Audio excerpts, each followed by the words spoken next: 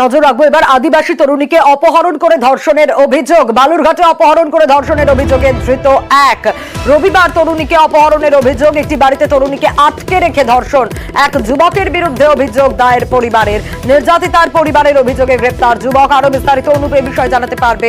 অনুপ, বালুরঘাট থানার কাশিয়াডাঙ্গা এলাকার ঘটনায় চাঞ্চল্য ছড়িয়েছে। যার পরিবারের তরফ থেকে যেটা জানানো হচ্ছে যে গত 1 তারিখে এলাকায় একটি ফুটবল খেলা ছিল, সেইখানে তার পরিবারের লোকজন খেলা দেখতে যায়। সেই সময় সেই তরুণী বাড়িতে একা ছিল। সেই সময় সেই এলাকায় পাশের এক যুবক তাকে সেখান থেকে তুলে নিয়ে যায় এবং তারপরে তারা তাকে বুঝতে পারছিল না।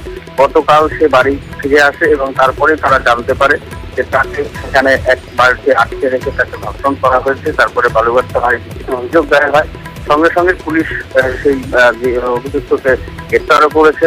ঘটনার তদন্ত শুরু করেছে বালুরঘাট থানার পুলিশ এবং অভিযুক্তকে আজ বালুরঘাট আদালতে তোলা হবে বলে জানা গেছে। বেশ, আমার বাড়িতে আমার বোন একা ছিল। ওই সময় যে আমার নাম করে এক কৃষ্ণনগরে এক ছেলে যায় আমার বোনকে তুলে নিয়ে এসে তারপর কি হয়? তারপরে ধর্ষণ করছে। তো আপনারা কি করে জানলেন? আজকে কি করে জানলেন? আমি খোঁজাখুঁজি করছি অনেক, রবিবার থেকে খোঁজাখুঁজি করি, পাই না।